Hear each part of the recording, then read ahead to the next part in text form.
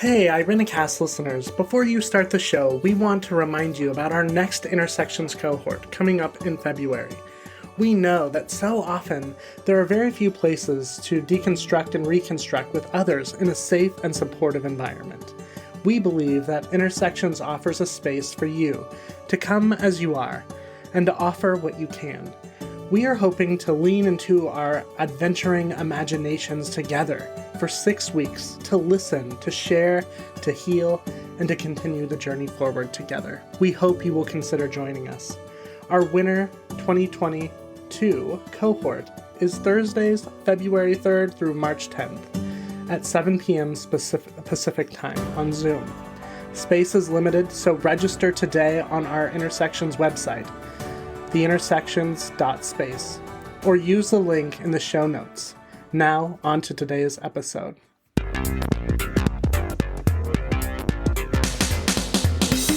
Hello, everyone, and welcome. We are Irenicast, a group of folks leaning into our progressive Christian imagination. I'm Jeff. I'm Bonnie. I'm Casey. And this is Rajeev.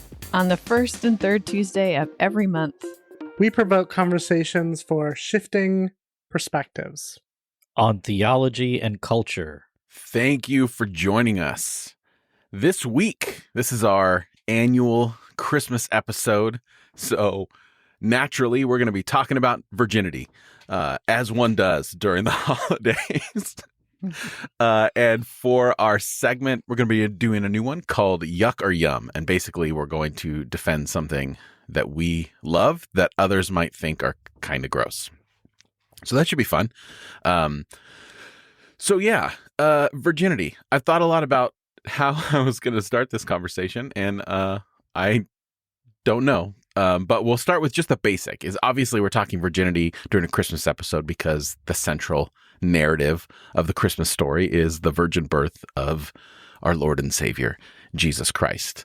So I guess we can start with the basic question of why was it so important for the narrative to include Mary's virginity in the whole deal? Yeah, let's start there. Who wants to speak to that? Well, I don't think in the original storytelling they're talking about Mary being a sexless person. That isn't how virginity in that context was understood. Virginity was about pureness, earnestness, like somebody who's venerated, bringing forth life that would do great things. I mean, that Mary is, in the storytelling, a very important archetype of women who bring forth leaders, prophets, saviors. And I don't think anyone in the ancient world thought that Mary was a non-sexual or not sexually active as a being. That's something us modern people in our idiocy decided to superimpose on a really beautiful characteristic that's much fuller than a simple act. Bonnie, I'm curious. You gave a half nod, like a nod, like, that's sort of correct, but... So I'm curious if you would interpret that, please. Well, I mean, from remembering my study of Christian history, and I'm not a Christian or Christian historian, I'm more of a theologian, but I think it was Augustine who came up with this idea that you put sin and sex together. Like the original sin of Adam and Eve in the garden even was somehow connected to Eve as a temptress, and then Adam as one who succumbed to Eve's temptation, and they had sex, and that was the original sin. And therefore, every sex act from there on was somehow connected to sinfulness. I think that's an oversimplification for sure. But yes, in that way, I think you're absolutely right. You know, what Rajeev said is true, that when the story originated, I had heard that the word for virgin, that's translated virgin in English, in Greek really means more like maiden, like unmarried one, not necessarily one who hadn't one who didn't have a sexuality, but one who was not part of a patriarchal household yet. So maybe in that way, the Savior's origin coming from not within a patriarchal household, but from within Mary's self is for sure a pagan archetype, like a Jungian archetype, for this new leader to be something wholly different. Sojourner Truth really builds on that truth of the story, which is man had nothing to do with Jesus. Mary was an independent entity in conspiracy, in as it could be articulated, with God to bring forth something that the human race needed, because males already had their chance and couldn't do it. But, Jesus is male, blah, blah, blah. Boy, we're really getting off the topic. Sorry about that. No, I think these are important things because we've all been given a very specific narrative on why Mary's virginity was important to the story. And I think that trying to piece together the different things that we've heard over the years that either confirm or contradict that are important, because it does, and I'm sure as the conversation goes on, it's going to be something that directly ties into purity culture, a woman's perceived role in the Christian church. I think it's important for us to kind of tackle all these myths and narratives and really kind of come to the heart of not necessarily the answer, because there's not an answer, right? Like we're trying to reflect, and settle into a progressive Christian view of these things and how we can look at those things without for us specifically, the baggage of evangelicalism, but even just the cultural baggage that goes along with that. Because to say that purity culture and a woman's role is regulated to evangelicalism and not America as a whole is not, is sidestepping and being ignorant of the world around us, I think. Mm-hmm. I keep thinking of Inigo Montoya from Princess Bride. He's like, I don't think that word means what you think it means. And in this case, Mary's virginity is actually a very powerful construct, but it doesn't mean non-sexual at all. The idea of maiden is there, and that's a very powerful pro-woman place to hold in society, and then doing something great without patriarchy being part of her support structure. Right. And I think that that's an important point. Like when the primary lens that I approach scripture from is a literary one.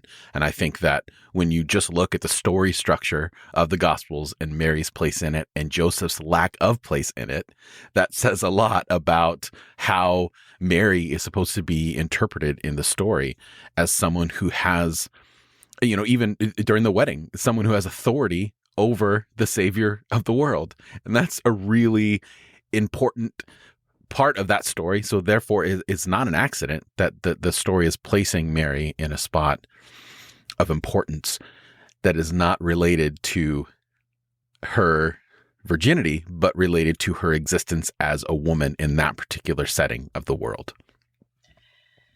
Yes. And that's the crime, right, of evangelical Christianity. And not just, but all of Christianities, a lot of Christianities across the world, and certainly in the United States, that place, Mary's place, was disempowered.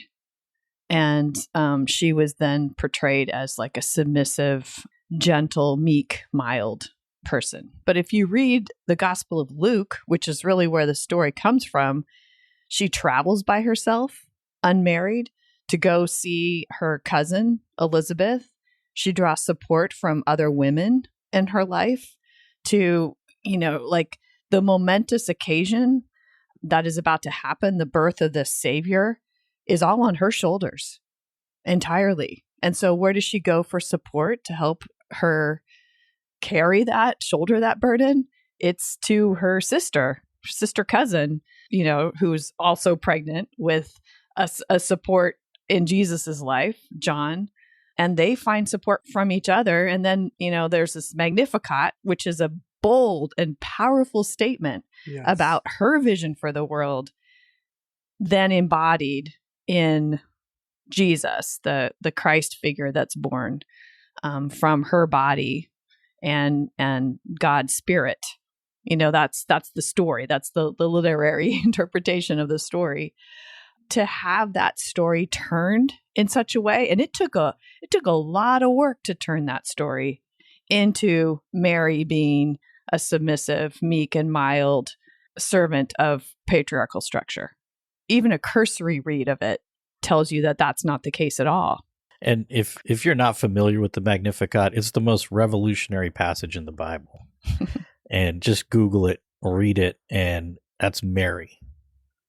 It's left out of most Christian church liturgies, even though Christmas liturgies and Christmas services, even though it is one of the most powerful Christmas passages in the Bible. Yeah, I think that for me, it speaks to this whole thing around like God knowing if you want to get something done, you have a woman do it. You partner with a woman because she'll actually get stuff done.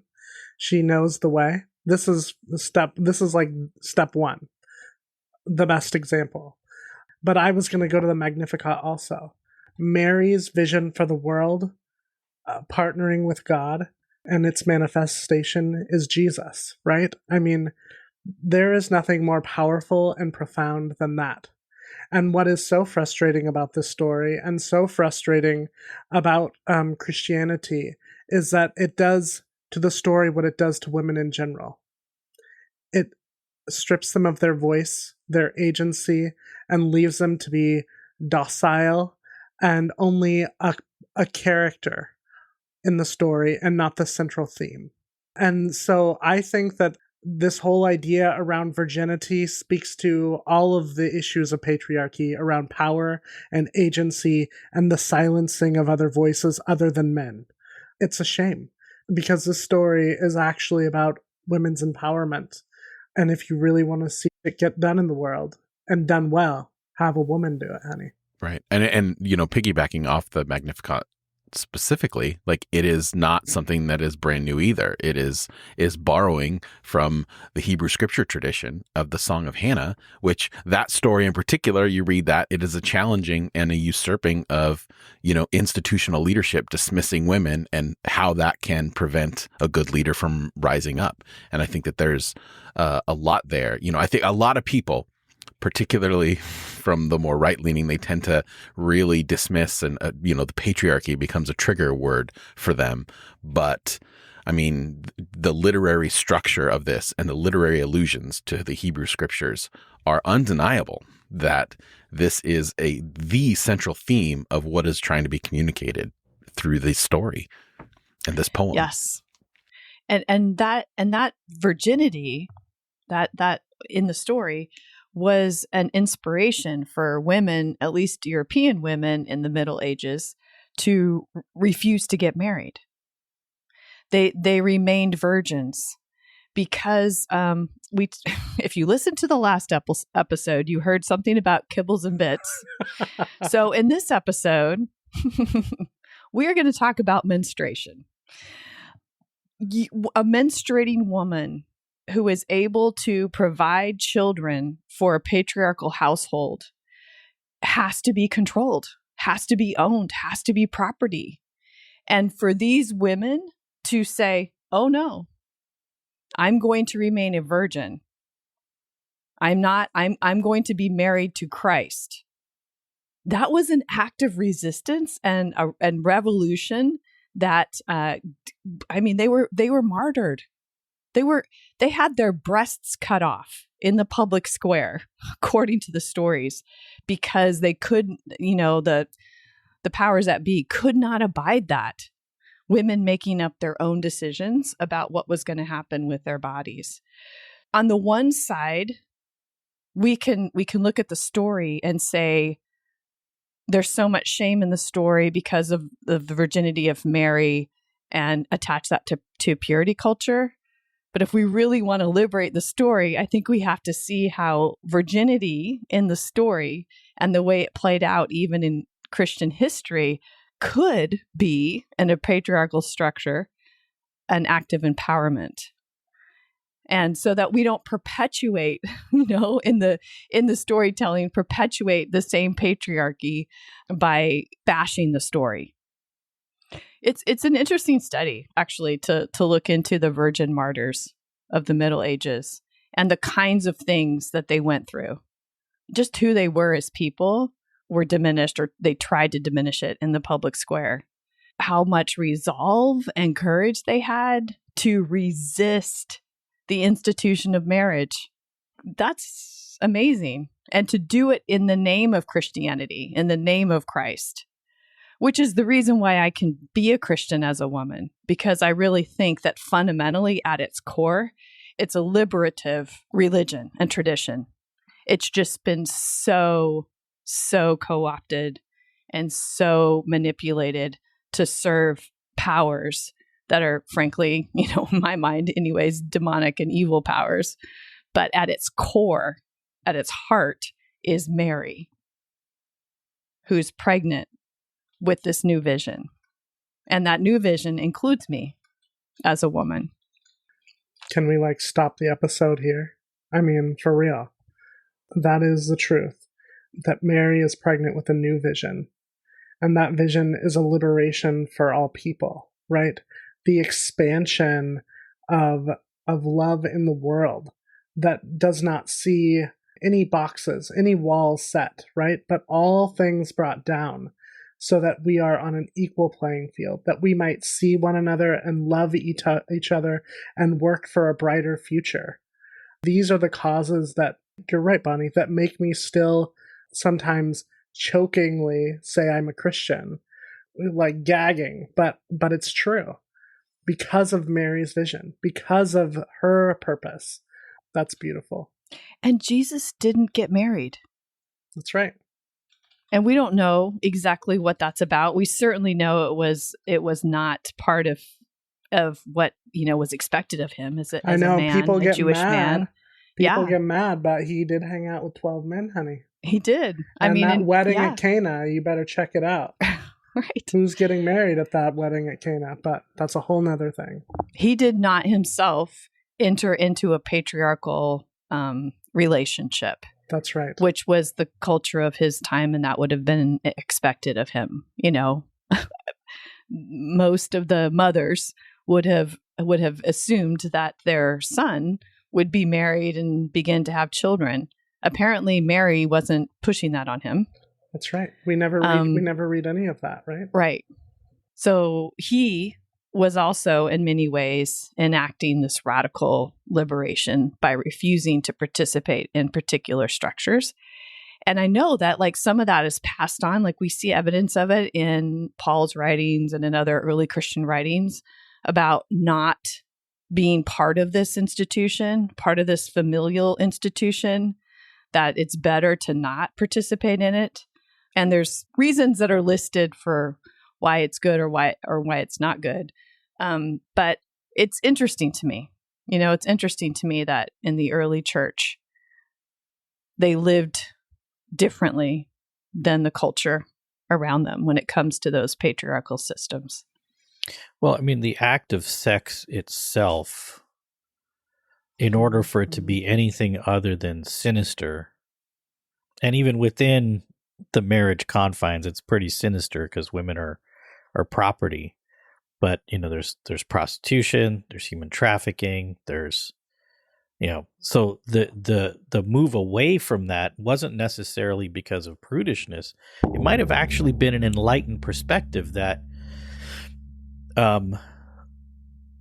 sex by and large was an act of subjugation, not necessarily an act of mutuality and pleasure.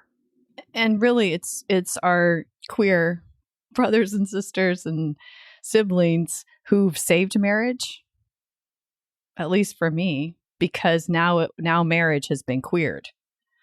Otherwise, I would just say, let's just flush the whole thing down the toilet. Why do we need marriage in the first place? Given how corrupt it is as a system. But now we can think of marriage in lots of different ways. And that's good news.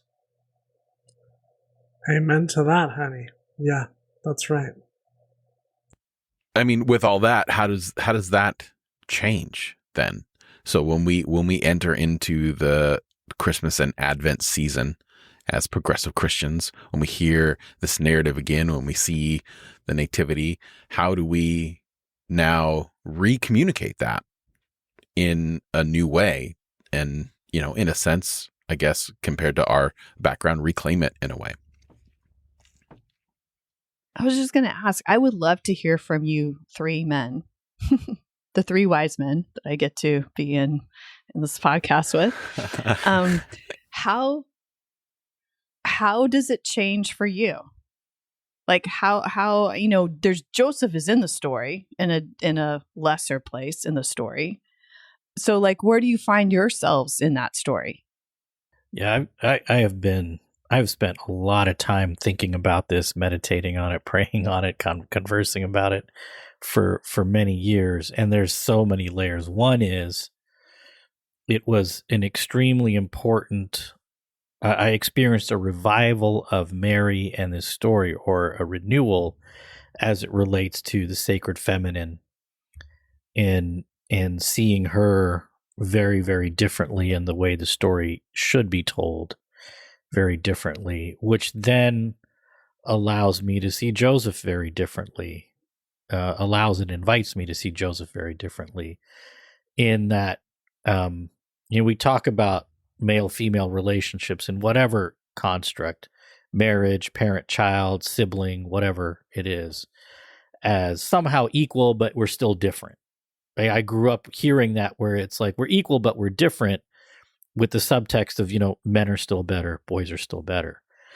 Now the kind of the equality thing is very much important, but the different part is like, there are things that the sacred feminine, that women bring into possibility, that the masculine, that the maleness just cannot.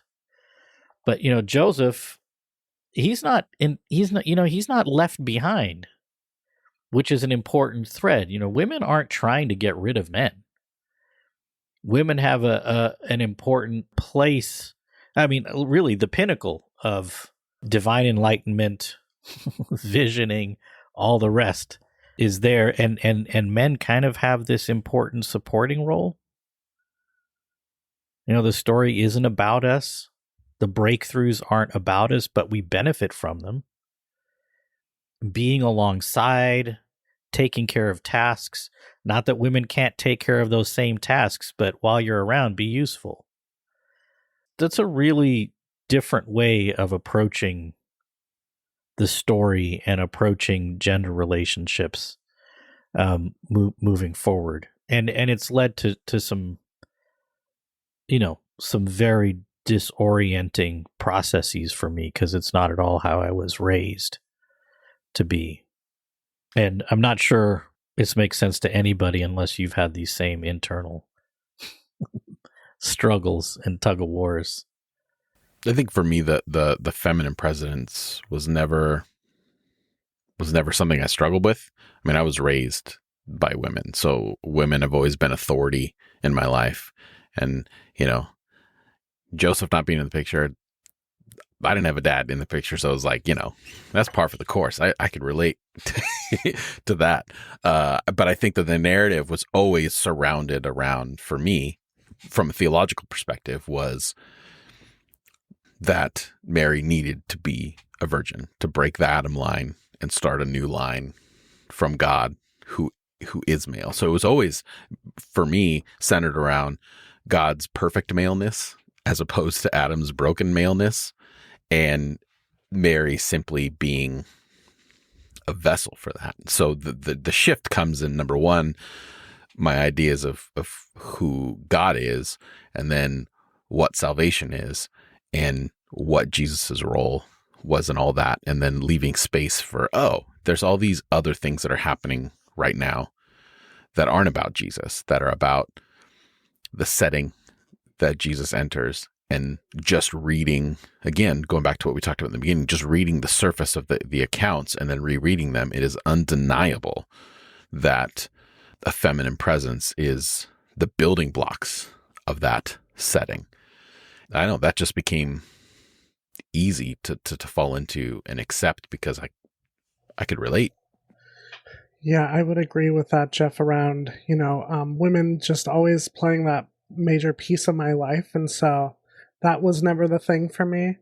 I think for me, it goes back to sort of what we were talking about earlier about the destruction of these systems of needing maleness in any form to bring forth newness, new vision, new purpose, whatever. For me, I focus on that a lot because with this means all the expectations, all of the status quo, all of the boxes we are to fit into are destroyed. They are broken. There is a messiness to birth. There is a messiness to the pains of birth. Like we sing Silent Night as if Mary is just like, having a baby. But from what I've heard, honey, it's nothing like that. And so I think that there's a major invitation in this idea that not only does God trust us, and mostly trust women, but that the new plans and the new visions in which we are to bring forth with God will always be messy, will always bring forth pain and struggle. And I think that that's important for us to always keep before us. As we continue in this conversation around what does this mean for us into the future, that is something that we always have to hold on to. That when we are partnering with the divine, when we are in partnership, you can bet that whatever we are to move into is going to come with some pain. And yet we are trusted. Yeah. And those sacramental elements of water and blood, yeah, they're present in the birth long before the Last Supper. That's right. But that's not part of the story often. We go right to, the end of Jesus's life when we think of those sacramental elements, rather than the very beginning of his life, which is in the struggle of his mother giving birth and entrance into the world from the womb through water and blood. That's how it happens. It's very messy. But what's interesting is often when you talk about it in this way, there's like this ickiness factor, like this, there's shame around it. There's shame around bleeding and for women, and there's shame around birth. Like, it has to happen in these sterile rooms attended to by the sterile medical professionals. And even though, yes, we've come a ways in more modern times towards, trying to maybe bring forward some of the more ancient practices around birth with midwives and doulas. And we're still, as women, rarely talk about these things, which is an essential part of every human being's existence. But have we really come that far? Like right. within Christianity, we revel in the violence of Jesus' death on the cross. And then they pierce his side, blood and water flow, and we're fine with that. We practically bathe in that. So we sing songs. We sing songs Right. about blood. We're not singing songs about Mary's, vagina, right. but we are. And I read something, and I wish I remembered where, so I could put it in the show notes. Maybe I'll try to find it. But it was a commentary from a feminist lens, and it was talking about how the symbolism of, a cut to the side of Jesus in his side is reminiscent of a vagina and the water and blood flowing, and talking about how that can be interpreted as an allusion towards birth. But why, when we have a birth story already there, ready to go? Right. The sacramental. I mean, there is no more sacramental essence than the birth waters and the birth blood. That is the essence of creation. Did you ever see Patch Adams? Of course. I think so. We didn't. It was okay movie. It's pretty like whatever. Okay, some people love it. Like it's held in high regard by some, of course. But there's a scene where he's giving a tour to doctors in the gynecological building or whatever, and he creates two legs at the entrance of the door, and then comes out from the door between the legs. And I'm thinking, why can't that be an Advent decoration for a church? Exactly. It's just so amazing to have this conversation with men, because this is usually, it feels like it's like talk that has to be segregated somehow. But to have the Christmas conversation include, menstrual blood and sex, all of these things that are part of how we come into the world. Forget virginity. Like that's just why are we focused on that? Let's talk about birth, the flesh and blood experience of giving birth, and the flesh and blood experience of holding a baby for the first time, the experience of realizing the weight that's on the shoulder of those who choose to parent in whichever form they choose to parent, whether it's through adoption or through fostering a child, or through actually having a biological child, whatever it is. That is the Christmas story, right there. That's the message. And to diminish all of that into like the story of Mary had to be a virgin in order so that we could start this new line or whatever, or so that she could be pure enough to hold God in her. Like, that is so not the point of the story ever. I don't know. This Advent and Christmas, I hope we bloody it up a bit in the most creative and beautiful way. Yeah, I mean the level of ludicrousness of that should help us maybe understand with a shake of the head how somebody can lose an election and say they won.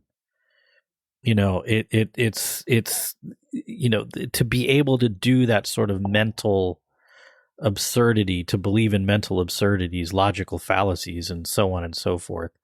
This is in the mix of just, that's ludicrous. That's a completely ludicrous narrative.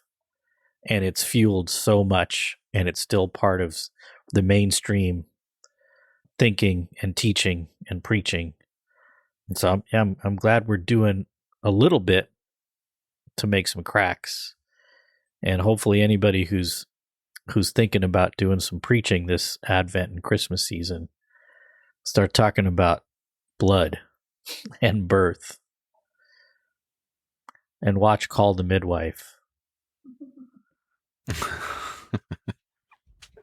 Christmas viewing recommendations from Rajeev.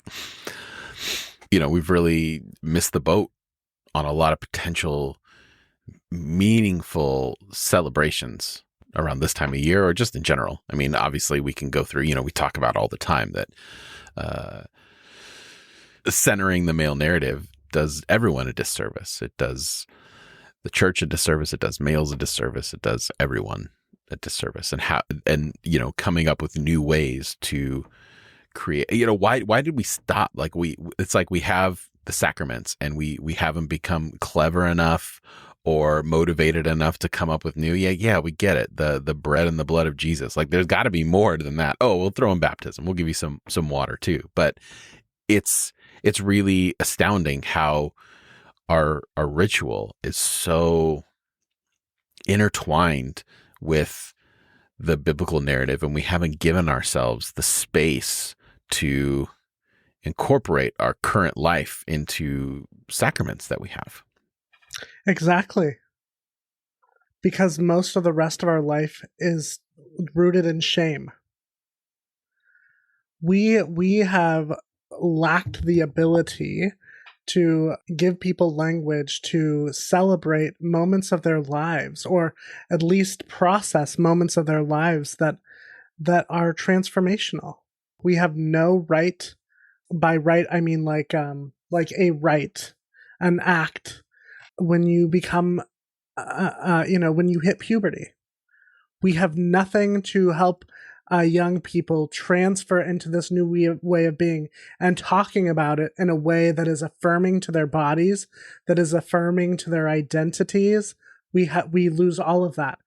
We have no way to affirm someone in their first sexual experiences and to allow them to process in healthy ways. And so it is rooted in secrecy often and shame.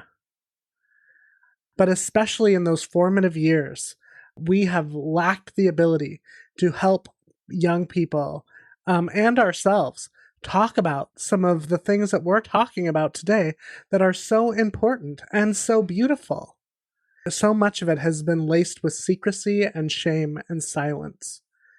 And I think that especially in this time, again, as Rajeev's invited you during Advent and Christmas, what would it look like for us to invite people to talk about in church or in spaces?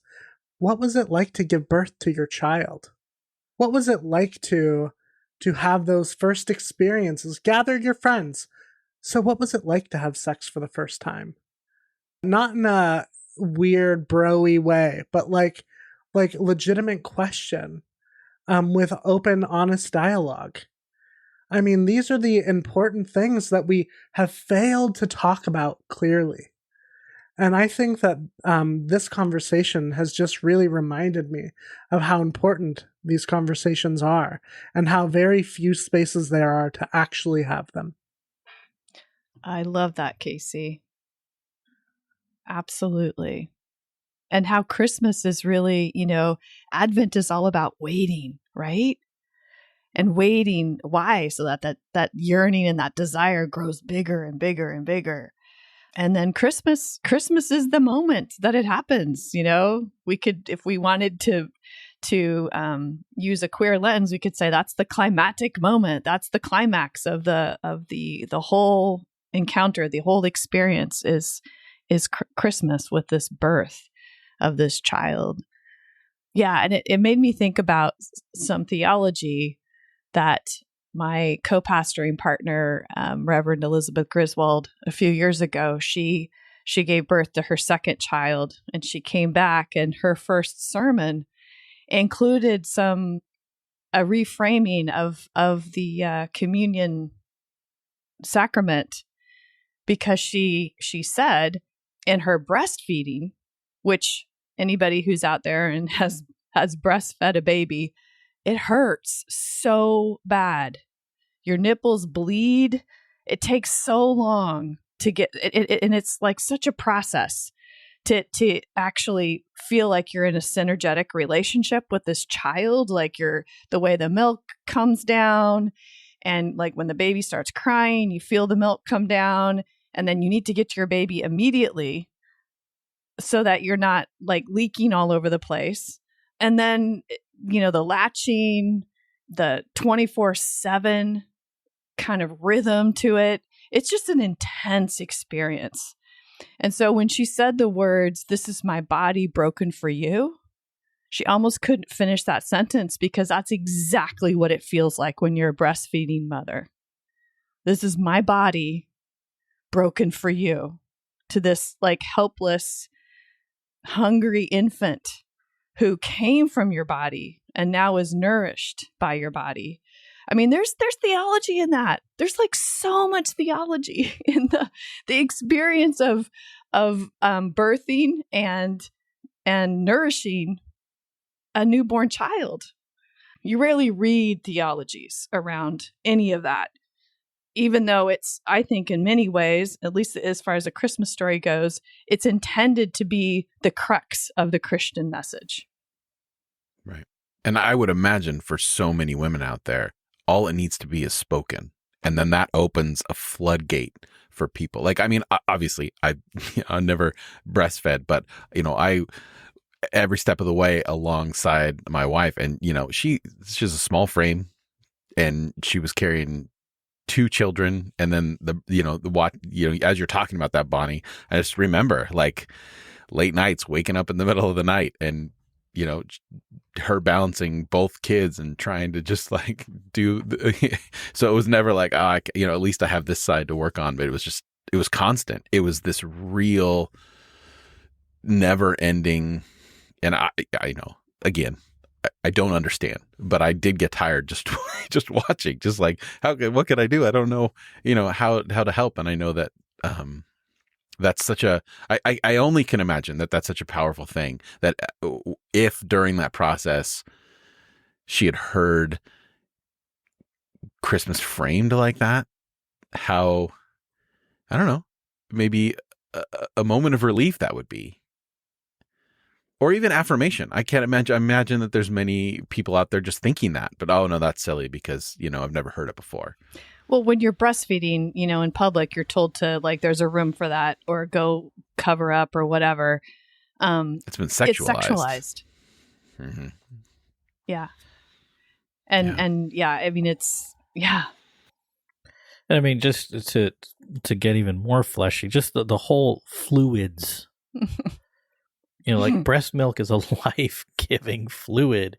And, mothers who are nursing, if they do leak, like in the workplace or at the mall or whatever, it's like this, let's, hide the fact that, the nectar of life is oozing from my bosoms. It's like, we should all be like, wow, it should be a moment of awe and reverence and respect rather than something that we expect folks to run to the restroom and cover up like it's not happening somehow. And even, Bonnie, you talked about menstruation. Even, that blood is holy blood.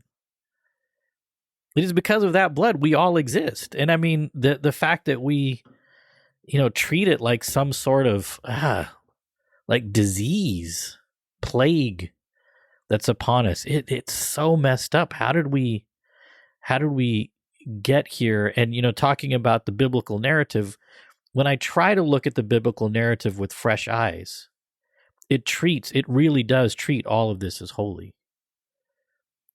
We just, through our whatever, have turned it into something that's impure. We've done that with so many things.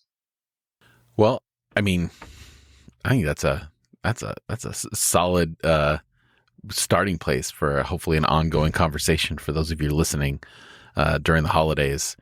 Bring this up at the dinner table, see how people respond. These are worthy conversations, and I think that if those of you who are in ministry or a part of a church that are listening to this, I think your church needs a voice that says, hey, what about this lens? What about this view of where we're at?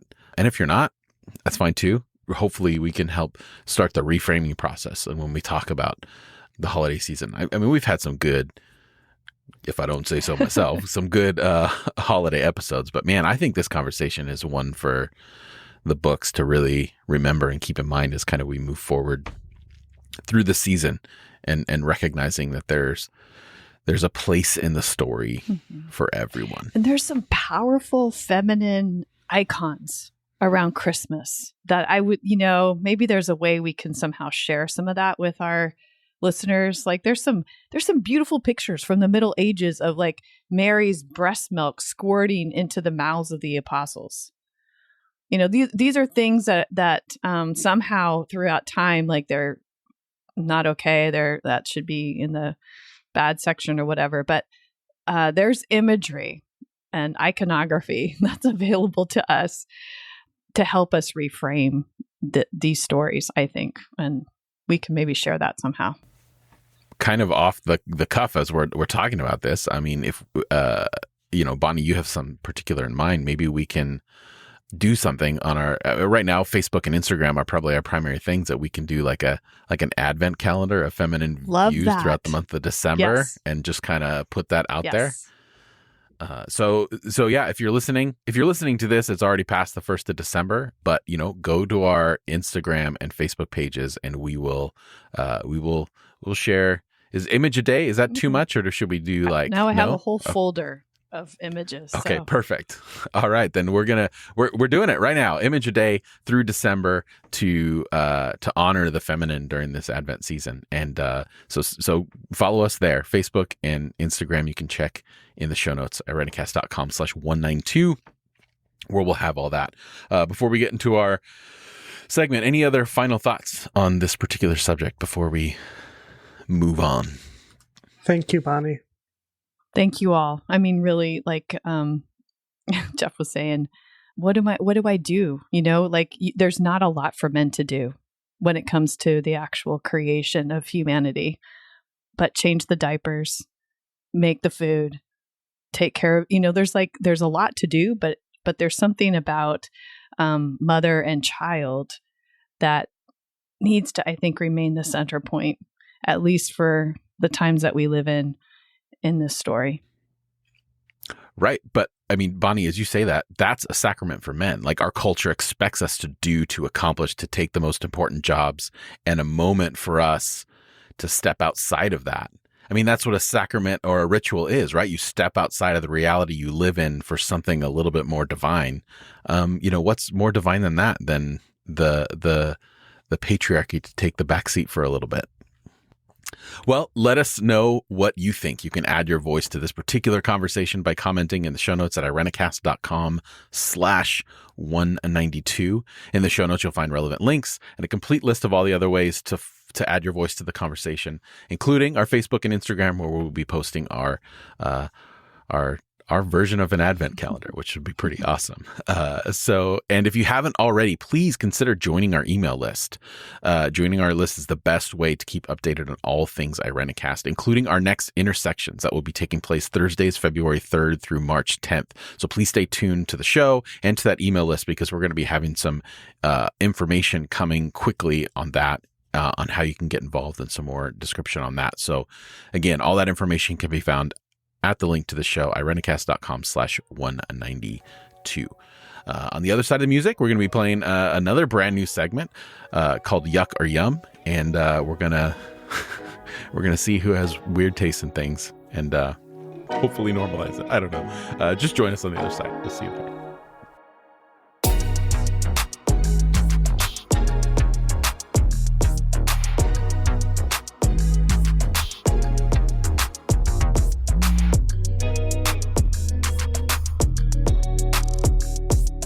All right, we are on the other side of the music for the debut of Casey's Yuck or Yum, the segment where we each share something that perhaps the general public might find a little displeasing.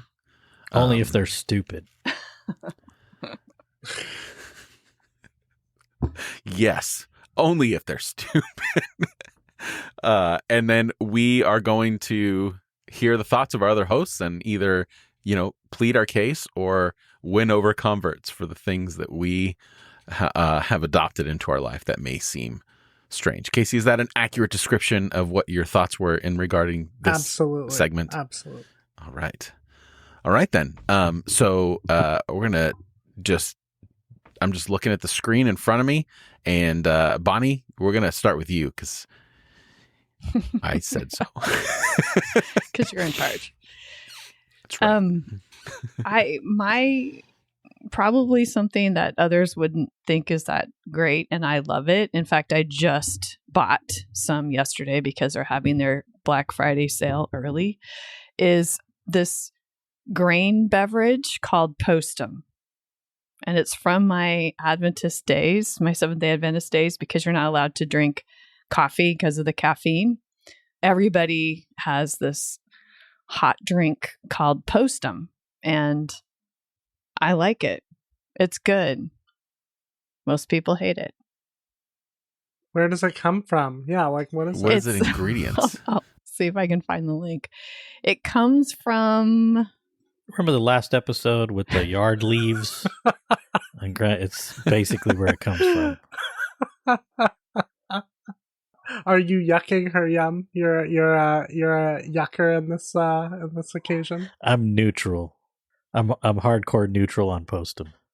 Okay, so I put the their website in the chat, and I'm curious to see what you all think of it. The first ever blind reactions for the okay, so I click the link. Postum, worry-free. 3 simple natural ingredients can put your mind at ease. Roasted wheat bran, wheat, and molasses. It's so good. So it's just blended up raisin bran or something like kinda. that. It makes a delicious coffee replacement. Do you see that? No preservatives, no caffeine, no GMOs. Relax with a custom postum any time of day. Bonnie, I mean, I get it. Like someone can like something and, this, blended up wheat drink or whatever. But to say, to have the audacity to say you can replace your coffee with it is horribly offensive to me. They have decaf, right? Do the Adventists know this that exists, or are they just fine with blending up wheat and drinking it? This should be in the packet, the post heart surgery packet for people, where the doctors are like, no more caffeine for you. Your heart is very caffeine sensitive. But here, I have this gift for you. Okay. To add to your medication regimen.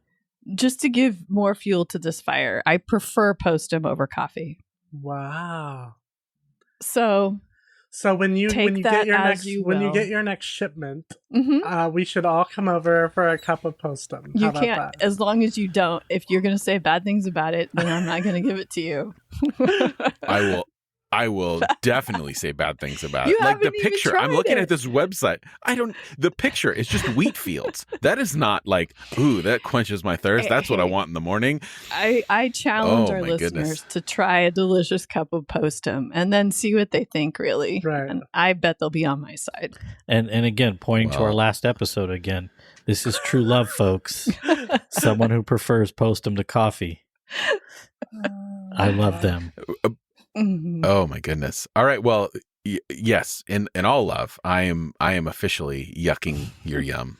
I disagree. I am neutral until you try it. That's right. That's the appropriate stance. Thank you, Casey. I know I could count on you.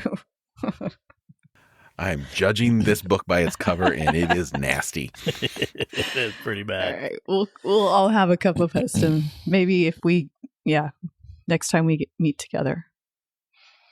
All right. I'll give it a try. But I have mocha postum. Not promising. That's all I have left till my next shipment gets here. But hold on. You have chocolate has caffeine, so it defeats the whole purpose. It's not chocolate. What is it made of? You can't call it mocha if it's not chocolate. It is chocolate. Let me see. All I know is it tastes good. No, it doesn't. It's postum cocoa. Right. Postum cocoa. Wait, so there's coffee flavor, there's postum cocoa, and then there's original flavor. And I always get at least one or two of each once a year, and it lasts me for an entire year. There's coffee flavored postum to replace coffee. It's delicious. That sounds like okay. We should probably move on because I'm getting old. Jeff's like coming unglued here. You wanted. Oh goodness. Let's move on. No, this is a great segment. Bonnie, I mean, we're on the same page on so many things, and I love and respect your opinion on so many things. So, I challenge you to try. But this is not one of them. You might change your mind. I'm going to try it. Mind. You might like it, and then you can drink it late at night. I can't guarantee the open I'll try. We will post a video to our social media channels when this happens. Yes. Okay, we'll go good. Live. All right. All right. So, Rajeev. Wait. First of all, so we have two neutrals and one yuck. Is that how we're judging this? But as we move on, Rajeev, you're kind of a flip flopper on this. Because it just doesn't taste like anything. I mean, it tastes like dirt. Right, he said neutral to start. Now he's saying yuck. Yeah, I mean, it tastes like dirt. But okay, I mean, so two yucks and one neutral. Dirt's not that bad. Dirt's not that bad. You know. What's your if you've quirk? ever played me or whoever? Yeah, yours. You're next. Right, so I'm going to set this up a little bit. All of us have had I love peanut butter and jelly sandwiches. Love them. Peanut butter on pizza. No. This isn't the segment on blasphemy. And we've all crunched chips, right? Why did you take mine? Right? Go ahead. We've all crunched chips. Okay, I'm not taking yours. I'm going a step further. So growing up as a kid in Tamil Nadu, which is where my mom's from, there are these small fish that get deep fried in some seasoned oil, and you add them to a rice dish or whatever. But we'd have like these pots full of them, these dried fried fish. In the U.S., we would get smelts. I don't know if that's what we got in India, but they're called smelts. Delicious, salty, crunchy, a little fishy. And I would take those and put them in my peanut butter jelly sandwiches rather than potato chips. And it's like next level scrumptiousness. Because, again, you get the salty, crunchy thing in there, plus you get a little bit of that fleshy fish. Ugh, so good. Okay, so here's the deal. Like, I am not a fish person at all, but because I'm down with that crunchiness of the chips and the PB&J, I would be at least intrigued to try, so I'll give it a yum. All right, I got to find some. Okay. And I'll ask my mom how to fry them up, what to put in the oil. See, I would rather wait till your mom's here because I don't trust you to do this. Okay, she's coming in February. Yeah, I'd rather wait. All right. I can't think of anything more disgusting. I'd rather wait. Honestly. I don't want to try any. I don't even want to be in the room when you make it. That's I'm fine. glad I didn't know that about you until now. That might have been a deal breaker, apparently. That sounds so gross. We're not going to miss you while we're frying our smelts. You go somewhere else. So clearly, I'm a yuck. I'm of two minds. Like the flavor profile sounds good to me. Like those are all things that are in, Thai food. You have a peanut sauce, you have fish sauce, you have different all that stuff and the sweetness of the jelly. I get all that. My only hang up is the crunch. I don't get crunchy peanut butter for a reason, not because it's the different taste, because I don't want crunch in my peanut butter and jelly sandwich. Are you serious? Yeah, you got what? Wait, you're crunchy Yes. peanut butter people? I am not crunchy. I am smooth all the way, 100%. Well, hang on, before I go into more criticism, do you have like dental issues where your gums are sensitive and it's painful to have crunchy peanut butter? No, I do not. So it's not a health condition. Why would I want something half done? That's not like smooth out the peanut butter or don't do it. If I want peanuts, I'll have peanuts. Smooth out the peanut butter or don't do it. A smooth peanut butter person. But the texture issue is not enough to make me say yuck for this particular scenario. So I will go with the yum. All right. Wow. So I feel like we're learning a lot from each other. When my mom comes over in February, we'll find some smelts or similar fish and we'll do it up. And then you're going to be like, Bonnie, get me that Poston, please, quick. to wash it down with the Poston.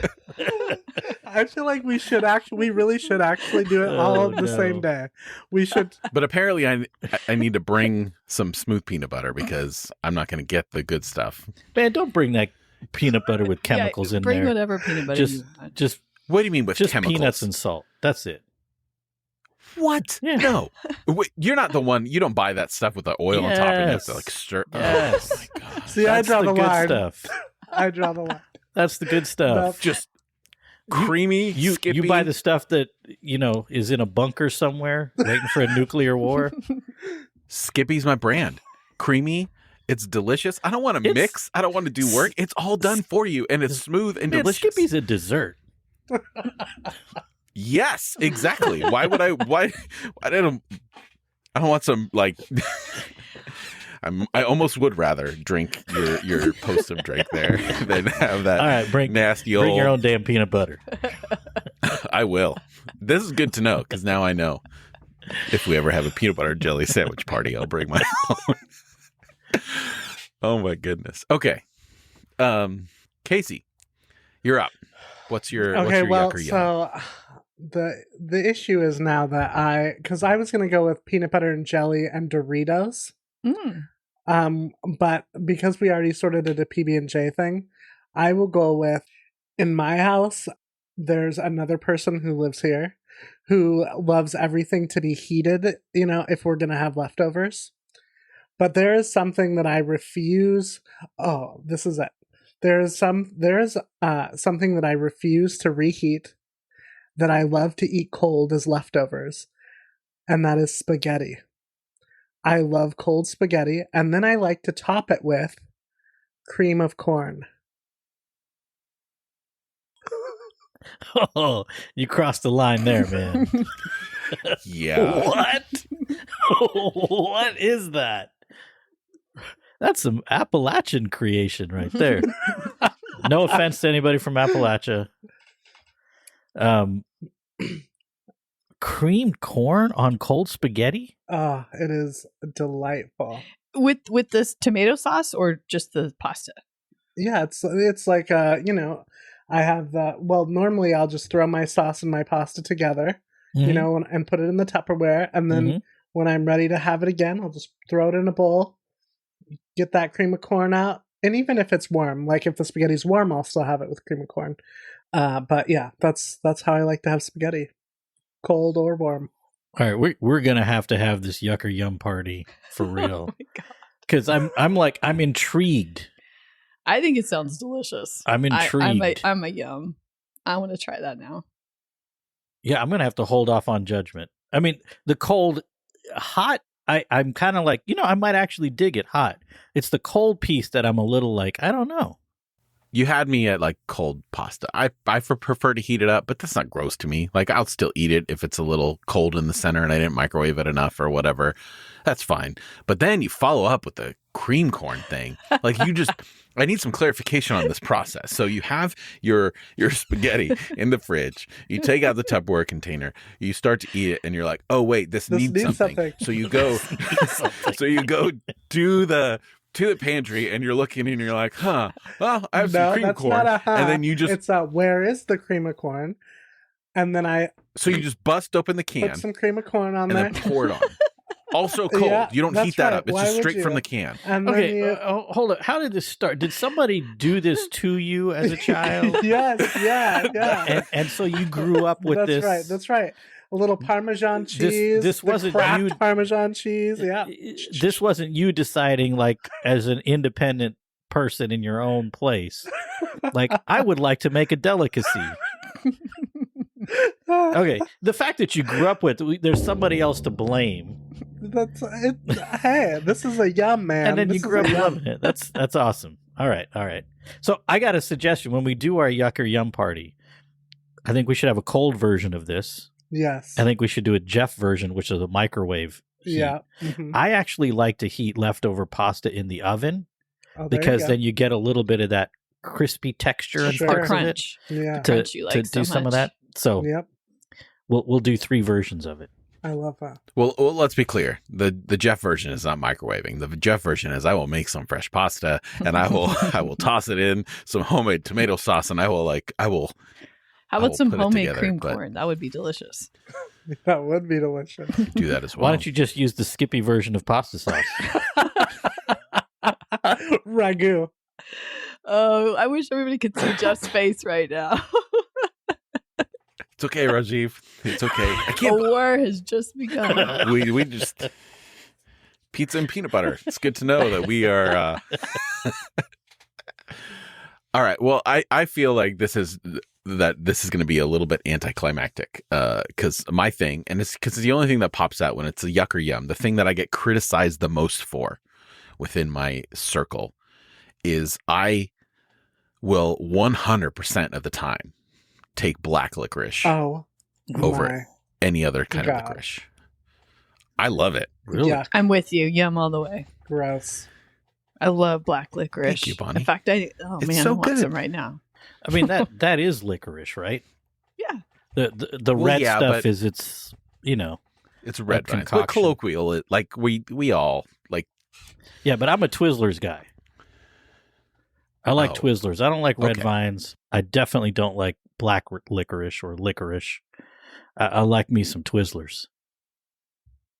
So I'm going yuck. Just straight up yuck. Yuck. I feel like I this was very anticlimactic. It's just black licorice. It's just boring. Trying to think of some other weird combinations. Do you like it put like put really some cream strong, corn on there. really strong black licorice? Because there's various kinds. You know, there's like the really sugary kind, and then there's like that very licorice tasting black licorice. There you go. Get the kind with the big hole in the middle. Either way. Cut off the ends and sip cream corn through your black licorice. That sounds disgusting. Although that's why I prefer the Red Vine brand of black licorice, because you can turn it into a straw. You can't do that with Twizzlers. Yes, you can. No, you can't. It's solid. No. Twizzlers are solid. No. Just yes. the ends are. You don't know Twizzlers. Twizzlers are solid. Look it up. If I'm wrong, I don't know. You will have to buy him 10 packs of Twizzlers. That's right. I will buy you a pack of Twizzlers if you think that Twizzlers are hollow, because they are not. Well, while you're looking it up. I don't think do you eat that much licorice? Twizzler twists are made by pushing a delicious blend of ingredients through a special rotating nozzle, giving the candy its iconic twist and, drumroll please, a hollow center. Do they have hollow center? Yes. Am I wrong Look, here? dude, I'm a Twizzlers guy. I know this. I apologize. Okay. You're right. I It's all right. stand I accept corrected. your apology, Jeff. All right. I'm glad you accept it. And as a result of that, nothing changes except for our mutual respect for one another continues. And I'd like to add you sipping cream corn through black licorice to our Yuck Yum episode. Well, or make a fork out of black licorice and eat spaghetti and... All right. Sorry for ruining the party with something simple as black licorice, but it's delicious. Any other honorable mentions? Any other nasty things y'all do that we should be aware of before we continue to work together?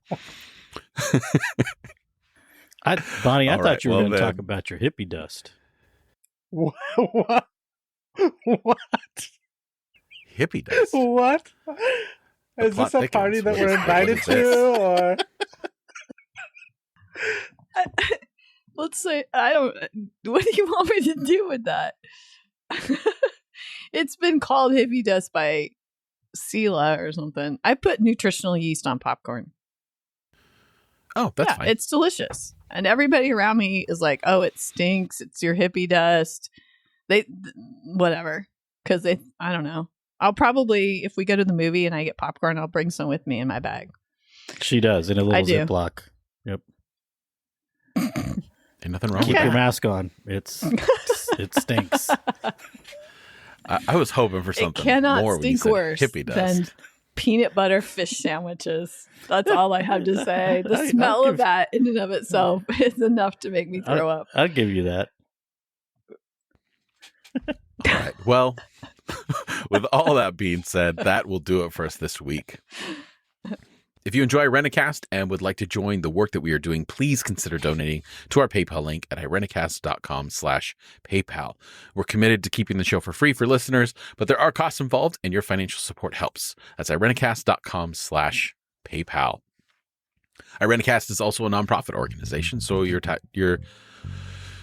donations are tax deductible. You can always also support the show by simply making sure you follow the show on whatever podcasting platform you are listening on. And if it allows it, please leave a rating and review. We'd love to hear from you. So for this week, I'm Jeff. I'm Bonnie. I'm Casey. And this is Rajeev. Thanks for joining the conversation.